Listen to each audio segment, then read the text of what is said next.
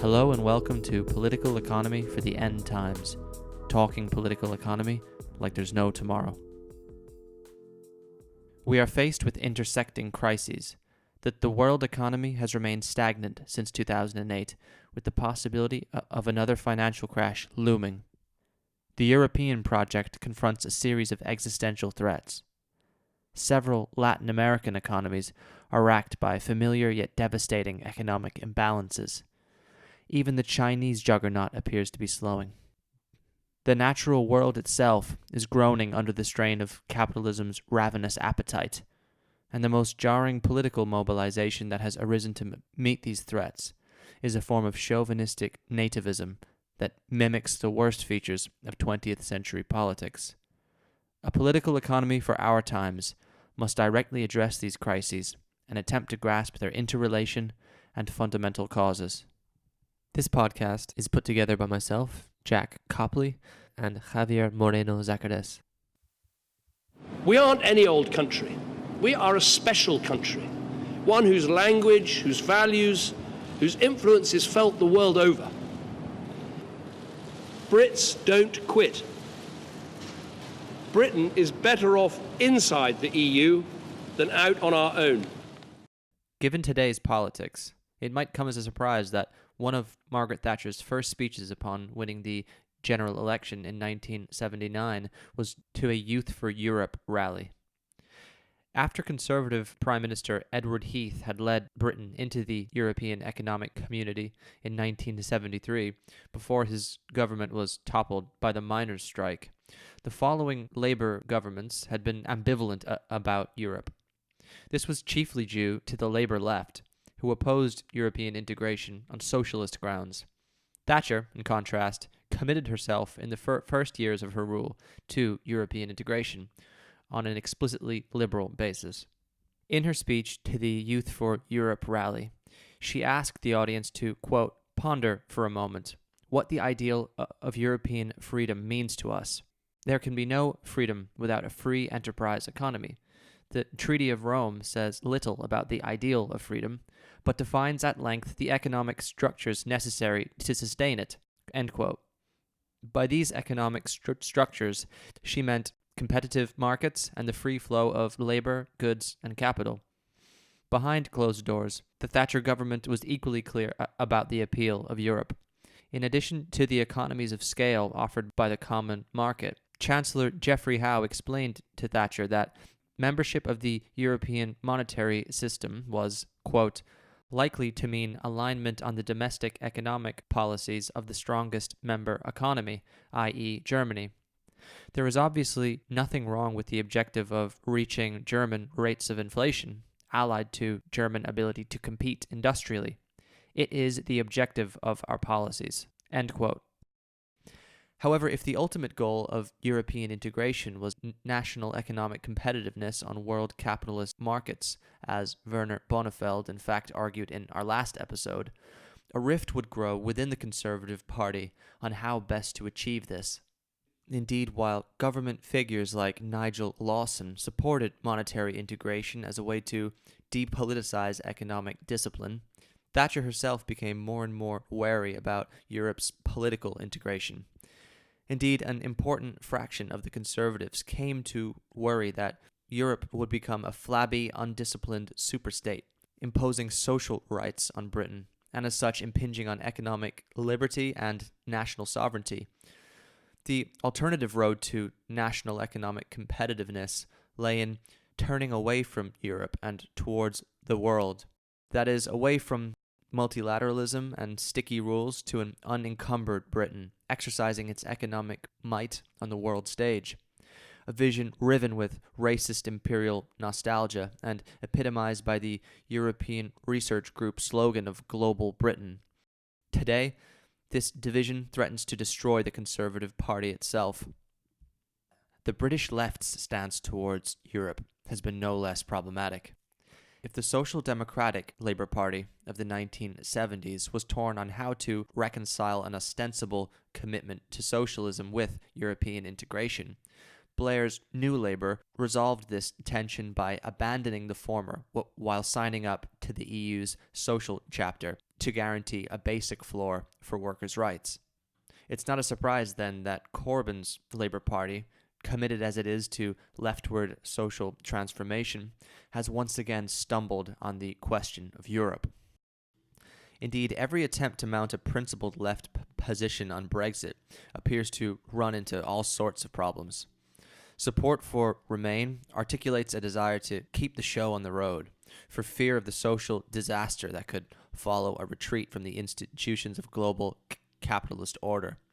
In its worst form, it confuses the bourgeois cosmopolitanism of labor mobility with real internationalism.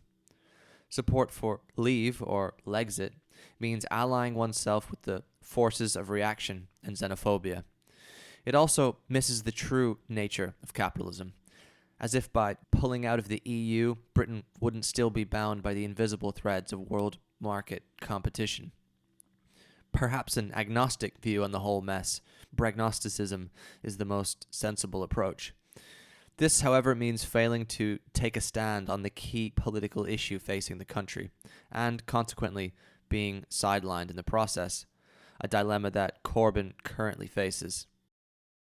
To discuss some of these issues, we're joined by the internationally renowned political economist Matthew Watson. Matthew is professor of political economy at the University of Warwick in the UK. He has written a great deal on Britain's contemporary political economy, the politics of capital mobility, the history of economic thought, and most recently, Brexit. Matthew's being interviewed by Javi, this podcast's co-founder.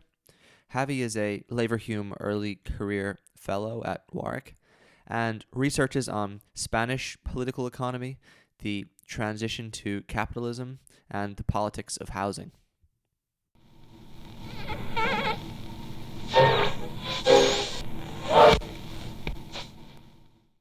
Today we're talking about Brexit, which, is quite in vogue, the topic, I suppose. I've heard of it. Yep. Yeah, exactly. Did you see it coming? Do you see the outcome of the vote coming?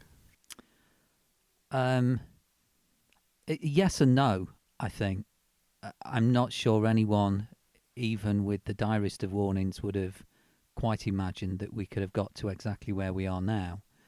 But yeah, I remember a sense of foreboding watching the Cameron-Bloomberg speech in January 2013 and wondering just what he'd done.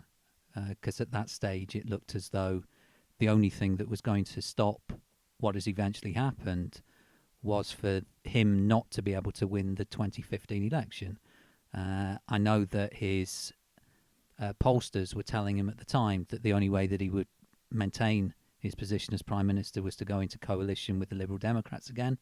And of course the Liberal Democrats, it would have been the first thing that they would have insisted on removing to renew the coalition agreement.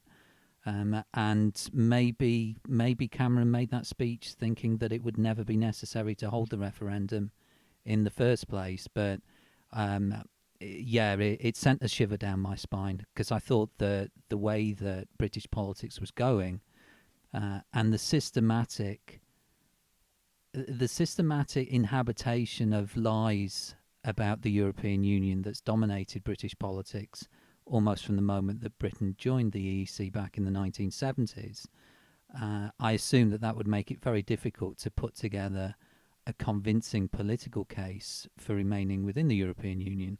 And when we saw what the campaign was actually like, well, it was a shambles, wasn't it? And that seemed to be borne out. I do have this sense now, my life is marred by systematic political disappointment. And because of that, every time there is an election, every time there is a vote on anything, I always predict the thing that I least want to happen, because it somehow seems as though there's a bit of a psychological crutch there if it comes true. So probably some of me thinking that Leave was bound to win the 2016 referendum was that that psychological self-defense mechanism of always thinking that the worst is going to happen, and therefore being not quite as alarmed when it comes true. But I actually thought that it was predictable, the outcome. I know that it's conventional now to think that there was one Remain campaign and one Leave campaign, but presumably the ability of the Leave campaign to be able to appeal to so many different people with so many different messages was precisely the fact that it wasn't a single campaign, that it had multiple figureheads, multiple fantasies being presented to multiple people, multiple claims about making life better for people, irrespective of what it was that those people thought was going wrong in their lives. And the sheer eclectic nature of the Leave campaign, the sheer plurality of it, I think was one of the reasons why in electoral terms it was so successful. It managed to stitch together so many people all voting for the same thing by voting for completely different things. And I'm not sure we've ever seen anything quite like that before. And the lack of a direct comparability, I think, has made it difficult for all of the commentators to try to make sense of it. That there has been a really committed search, hasn't there, for the single reason why 17.4 million people voted to leave. So the Brexit campaign mounted a populist revolt with nativist overtones against a dissociated international elite that was imagined as an alliance between the European institutions and the urban middle classes. In the wake of the referendum, there was a debate around how to best understand this event, if through the lens of race or of class. Some tried to argue that the politics of class were more determinant in the outcome of the vote, presenting Brexit as the exhaust fumes of austerity, so to speak. Others argued that the politics of race were more determinant, pointing at the evidently xenophobic character of the Brexit campaign and its veneer of imperial nostalgia. Now, in the middle, there were those who tried to strike some sort of balance, arguing that the Brexit vote should be seen as a class revolt mediated through race or vice versa. However, even then, there is a considerable debate as to how this balance should be struck. I wanted to ask you, what's your take on this issue? Is it race, class, both, or neither? I'm not too sure, actually, because once again, I would caution a little bit as to whether we're asking the right questions there.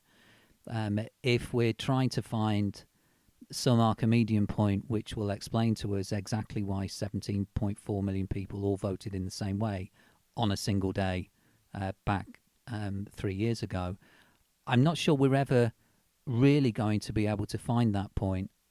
I think that what is required of researchers is much more ethnographic research that actually goes out and asks people, not to try to categorize people into one sociological pigeonhole or another one, but to actually do the really hard work of going out and asking people and trying to understand how they were constructing their lives and their life chances at the time, try to understand what they saw as threats and not necessarily assume that any of the politicians were talking for them. I think that we can easily get obsessed with the idea that there were rival campaigns and one campaign must have won because the other campaign didn't secure as many votes as they did. But I'm pretty sure that there was something rather more complicated going on here. I could imagine all sorts of people casting their votes in particular ways at the referendum, which had absolutely nothing to do with the way that the campaigns were run themselves. I can count me as one of those people that I voted Remain despite the Remain campaign. I didn't vote Remain because of the Remain campaign. I thought the Remain campaign was a complete shambles. I suspect there will have been people that voted Leave despite the Leave campaign. I suspect that there will be people who voted Leave who were able to reassure themselves that their vote was only a reflection of part of the Leave messaging and not all of it. Because if we put it all together, then none of it makes sense at all. The messaging was so hit and miss, was so all over the place that to try to reduce it to a single factor that becomes determinant, I think we probably missed the point of what it was that was going on then. And if we miss the point of why people voted leave in the first place, then it becomes very difficult to work out what a post-Brexit politics might look like that could be anything other than the divisive move to extremes that we've seen over the last 3 years. In a recent piece, you have unpacked the ways in which the repeated warnings by the Remain campaign that Brexit would be highly disruptive for the economy, so-called Project Fear, fell on deaf ears amongst Britain's left behind. Could you explain your arguments for how this happened?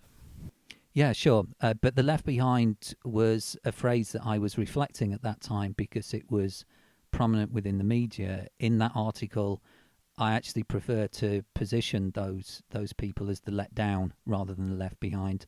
The left behind implies some sort of economic failure on their part, and I think that's an awful way of looking at them as a category, whether they're a sociological category or a psephological category or a political category, whoever they are, they really aren't categories at all. They are people with needs, and those needs have systematically been denied them. So I think they've been let down politically rather than have been left behind economically.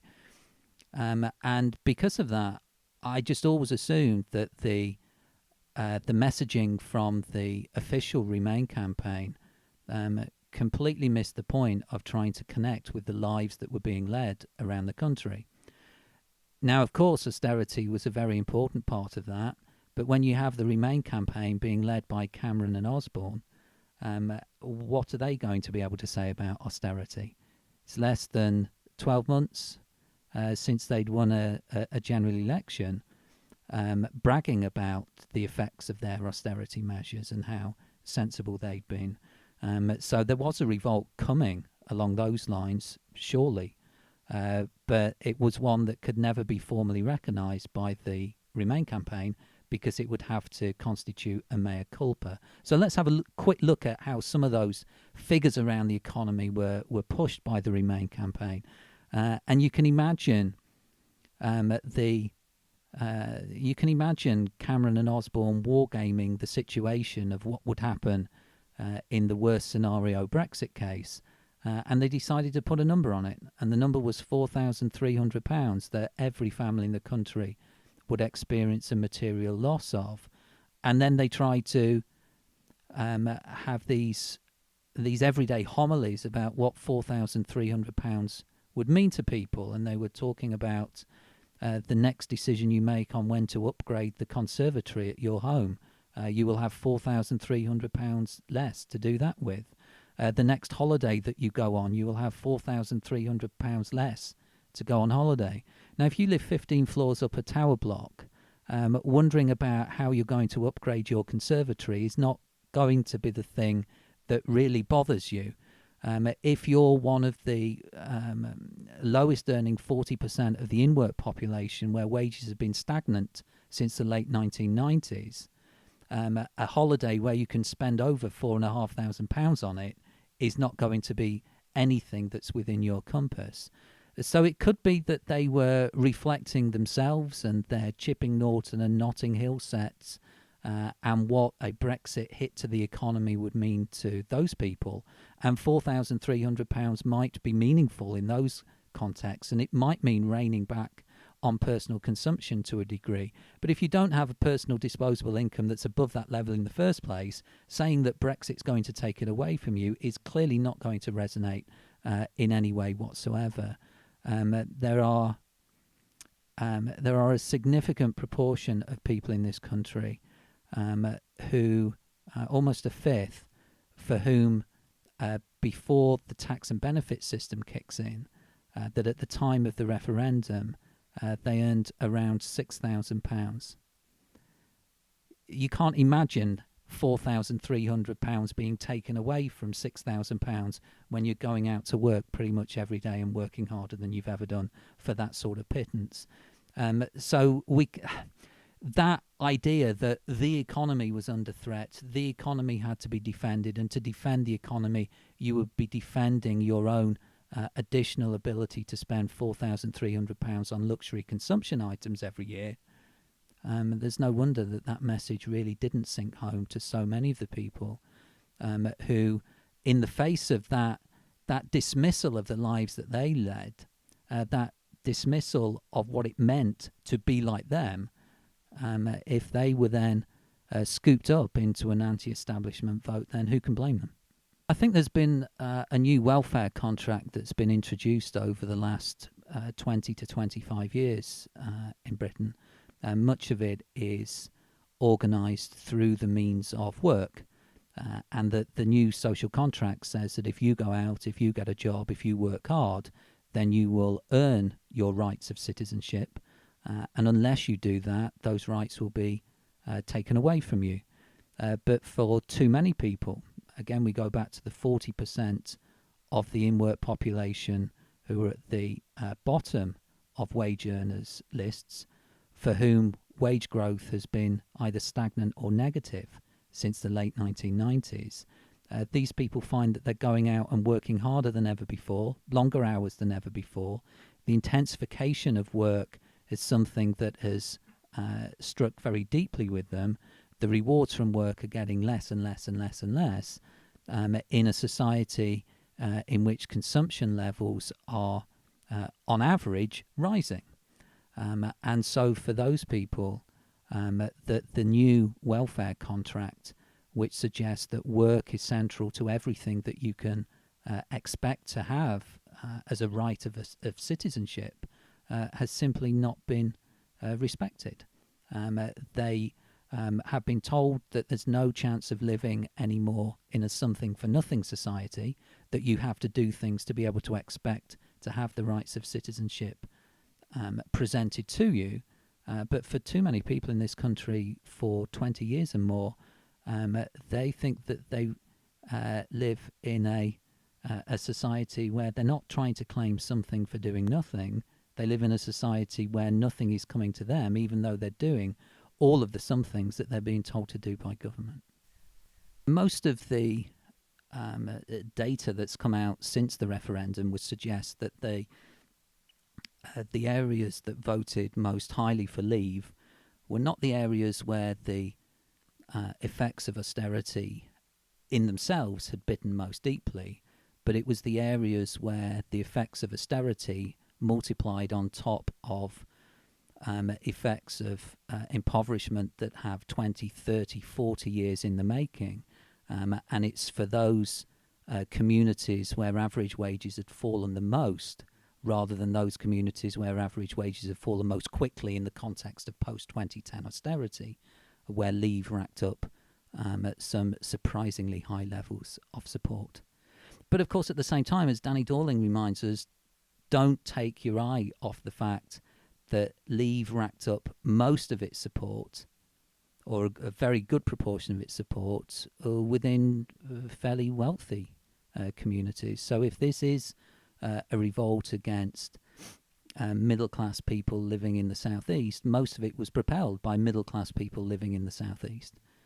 So if you take those numbers away, then the additional numbers that the let down added to the vote Leave numbers, that would have made absolutely no difference at all. So there had to be that base support for Brexit that comes from a very different set of people to the ones that a lot of the media have spent their time obsessing about since the vote. So the difficulties to implement Brexit have sunk the country into what seems like a full-blown crisis of the British state. There's permanent political crisis, successive legislative deadlocks, simmering territorial tensions. Can you help us make sense of the quagmire? What, in your view, are the main fronts of the British constitutional crisis? I think that recognising it as a crisis, and a crisis that affects the state, and through affecting the state does affect the constitution, does affect the way that politics is being conducted. I think that's a very important starting point. If we were to suspend our knowledge of everything that's gone on over the last 3 years and just have listened to all of the candidates for the Conservative leadership launch their campaigns over the last 3 days, we would assume that there's nothing going on here at all except a bit of a local skirmish within the Conservative Party, because all of the focus is on how to put the Conservative Party back together. And that misses completely what the Conservative Party, through their fixation on Euroscepticism, has managed to do to the country's politics more generally. So I think that it is necessary to scale up the understanding of what's gone wrong here and what the effects of what's gone wrong are, and that it is the country's politics, I think in general, that appears to be broken. This is not to say that there aren't some very impressive politicians still trying to do their work in Parliament, but they're faced with a system and a set of entrenched ideas that are reflected through that system, which mean that the some of the parts now don't add up to a whole. The sum of the parts are actually destructive of the whole. What about the territorial question, however? There's the Scotland, for example, Ireland, obviously.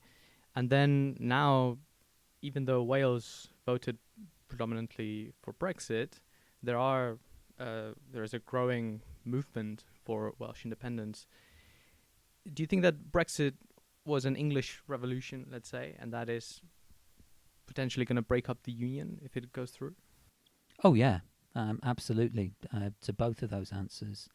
I guess the territorial nightmare was just about avoided because it wasn't an English majority in the face of a Scottish, a Welsh, and a Northern Irish minority voting for Brexit. And why is that?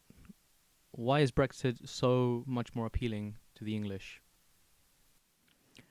Well, I think the English in general are likely to be more susceptible to a narration of British history that invokes a superiority complex.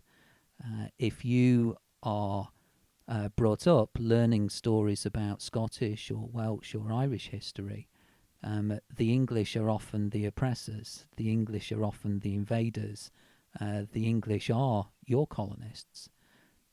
To be able to think about what a British history constitutes of, which is something more than a history just of England, I think has very important ramifications for what's going on now. It also has important ramifications for the way that we're to understand the referendum itself. Because if we look at it in the context of countries that are much more familiar with referendums, something very important seems to have been happening in this particular case. For countries that have lots of experience of referendums, it tends to be that a referendum is held only after an in-depth public debate is had about the options that are going to be on the ballot paper. And so it's always the status quo against the future. And the future is relatively well known at that stage, that people know what it is that they're voting for in relation to the future that will change the status quo. Well, what happened in the British EU referendum in 2016, though, was that the campaign seemed to fight it in terms of it wasn't the future that was on the ballot paper for Leave, it was the past. And it was any invocation of the past that you wanted to make that might bring you some votes. And so the general English conception of the past is a very narrow nativist one. So I think it was absolutely unremarkable that so much of that bubbled through into certain elements of the Leave campaign. That the invocation of history that we continue to have tends to be an English history which is dismissive of the separate identities of Irish history, Welsh history and Scottish history. So if we are seeing a reaction within Ireland, Scotland and Wales to the way that the historical imagination is propelling not only the referendum vote but also the post-referendum politics, I think that's entirely understandable. Even though the Brexit campaign was dominated by right-wing nationalism, some voices on the left have come to embrace the result of the referendum, hailing it as a historical opportunity to break past neoliberalism. This is what is often called Lexit or left Brexit. Do you think Brexit has any potential of taking Britain in a more progressive direction? No. Do you want me to elaborate? That was never offered. It was never part of the implicit contract between the different camps in the referendum campaign and the public. It wasn't what was voted for or on. It was a marginal part of political discourse that had its adherents, but those adherents were systematically drowned out. I think it was obvious right from the moment that the referendum was called by Cameron that it would be dominated by the two discordant parts of the Conservative Party, and that it would be a process that would be managed by the Conservative Party for the Conservative Party. So I think it was always a huge leap of faith on the left to assume that there was somehow a moment in which Brexit could happen, but Brexit could be secured in a way that wasn't designed to fulfil the fantasies of the Eurosceptics within the Conservative Party. The Lexit argument typically revolves around EU state rules, which prevent member states from giving financial help to companies in a way that would distort fair competition. Now, because these rules cut across the public-private divide, Lexiteers argue that remaining within the EU would make impossible, say, a renationalisation programme, as this would likely require the creation of certain public monopolies. So I'm thinking, for example, about the railways. Do you think the state aid argument holds any water, or is it misguided? Well, I'm not sure what the evidence is to suggest that European Union state aid rules actually inhibited anything that the left in British politics was asking for, either before the referendum or after the referendum. I don't think that the nationalisation of the railways, for instance, is inhibited by European Union state aid rules. There are a vibrant mix of private and public ownership of railways throughout the European Union. I don't see why, if it's possible everywhere else, that it's not possible in Britain.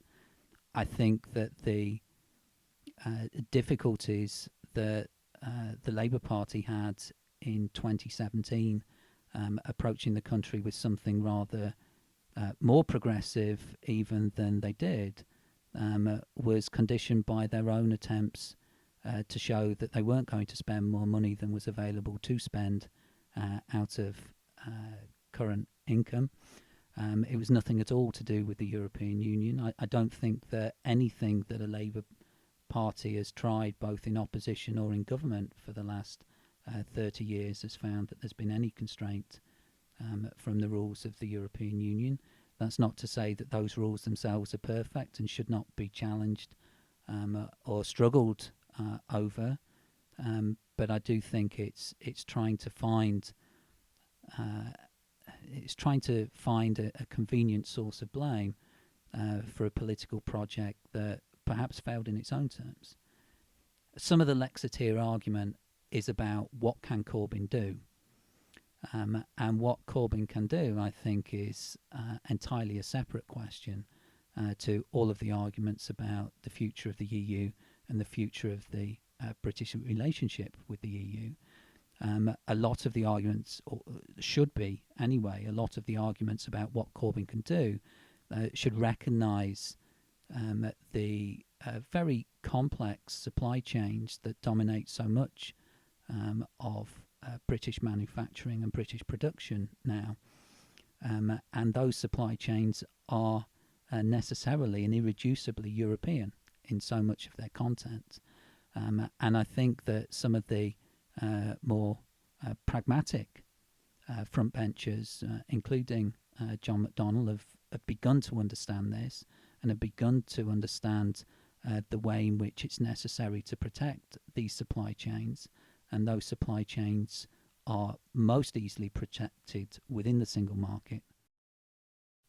So, as a scholar of international capital mobility, what does it mean to take back control, as the slogan of the Brexit campaign went, in an age of global market pressures? Well, the political power of the take back control tagline was, of course, its very meaninglessness, and that being meaningless allowed people to inject whatever meaning that they wanted onto it. It's one of those floating signifiers that 17.4 million people could assume meant something completely different, and there was no onus, no responsibility, indeed no incentive for anyone within the Leave campaign to try to spell out what take back control would actually mean. So you could have Farage at that time saying that, well, Norway's a rich country, nothing wrong with being Norway, let's have Norway. You could have Daniel Hannan saying that nobody's suggesting for a moment that we leave the single market. You could have Gove reflecting on the possibility of Britain following the Albanian model, whatever that is. Exactly.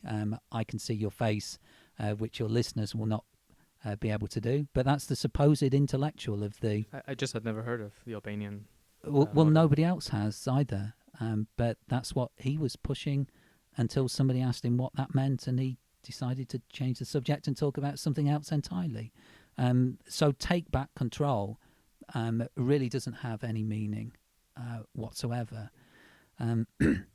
Because within that mantra of take back control, you have some really incredible things that are being said. That the problem with the European Union, apparently, for the Brexiteers is that it's a multilateral rule-making body, and Britain has to take rules from it. And so let's junk all of our relationships, all of our economic relationships with the European Union, and trade on WTO terms instead. So the WTO, clearly in their mind, is not a multilateral institution with rule-making powers that Britain then has to abide by. And you get caught in all of these traps, these rhetorical traps, which were never exposed for what they actually are within the campaign itself. And now whenever anyone tries to exhibit any degree of scrutiny of these claims, they just get shot down with snarky comments about the will of the people.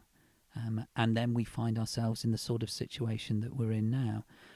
So what does taking back control mean in an era of global economic relations? It really can't mean anything at all, can it?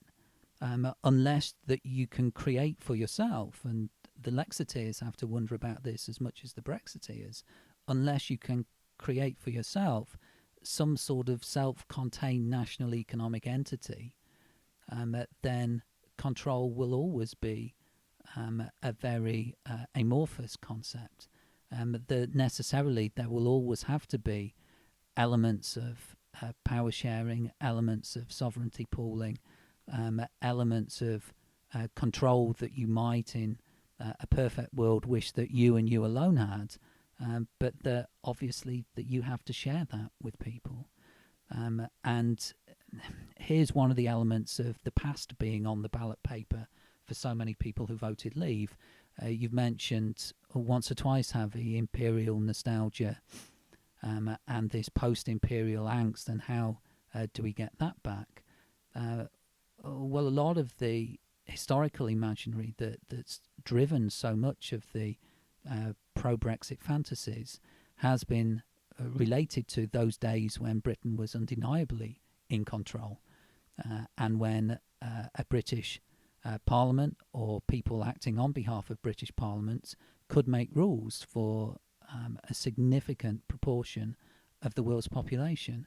And there is still a hankering after that, and there is still a sense that as long as Britain somehow manages to regain its jaunty optimism and its ability to treat the world as its oyster, then it will once again somehow be the rule maker. And that implies a return to a structure of imperialism which not only is illegal under international law these days, but also presumably we know enough about the atrocities that were enacted first time around not to want to go anywhere near that again. One of the remaining sources of imperial power for Britain is arguably the City of London, which is itself one of the crystallized institutions that come from that age. What would a no-deal Brexit mean for the financial power of Britain at an international scale? Because it could be quite paradoxical that you go for no deal to take back control, let's say, to revive this imperial fantasy, and then capital is siphoned out and relocated elsewhere because it's more convenient for the finance industry, and then Britain loses its last element of imperial power. Is that possible? Do you think that has been overplayed, perhaps, that actually the City of London is a cluster of financial infrastructure that gives some leverage to Britain in that sense? Are you surprised just how quiet the City of London Corporation has been throughout all of the Brexit negotiations? I am, yeah. Any explanation? Well, it seems to be that they've already been doing elements of side deals, including with people in the European Commission who have said that side deals are not possible.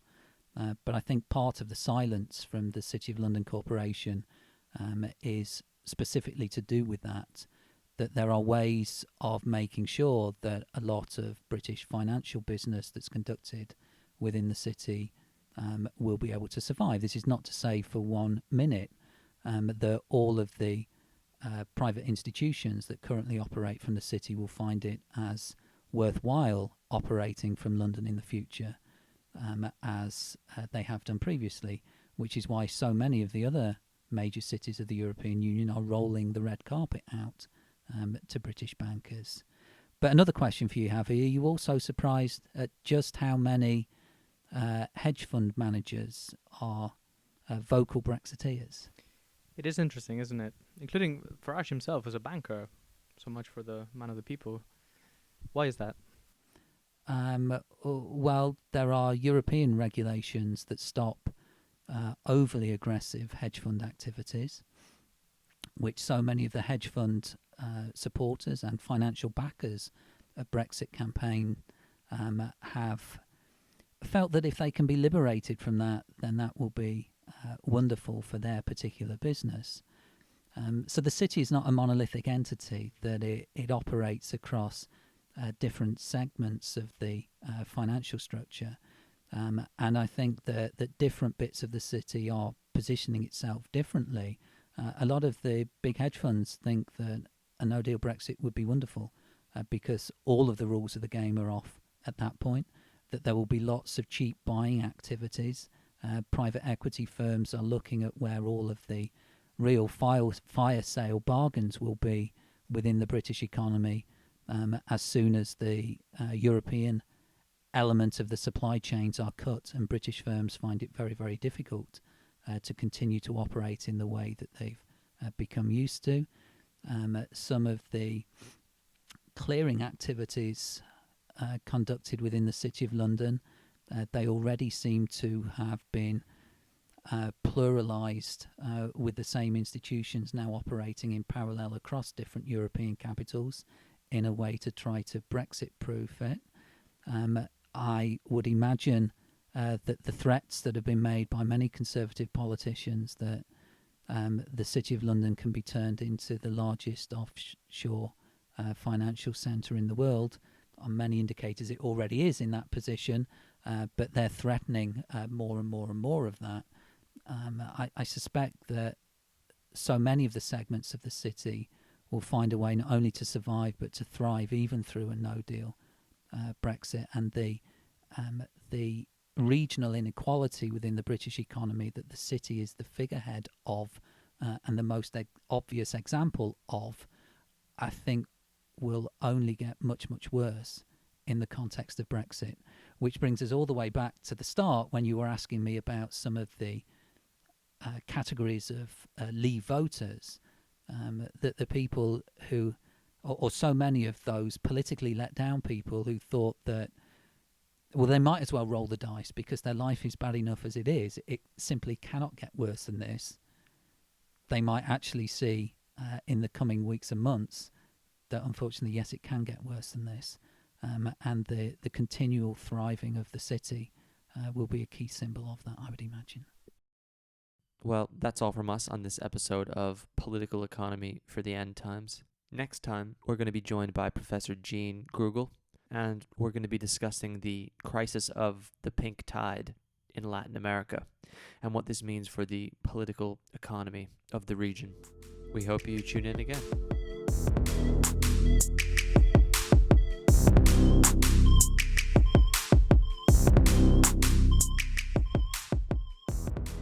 Did you know that if you look up on Wikipedia political economy, 2 authors are cited as main political economists? One is Polanyi and the other one is you. No, I didn't know that at all, and I'm now feeling desperately embarrassed because that sounds as though I've employed some Russian bots or something to break the algorithm, doesn't it? Yeah, well, I'm I don't know. deeply embarrassed.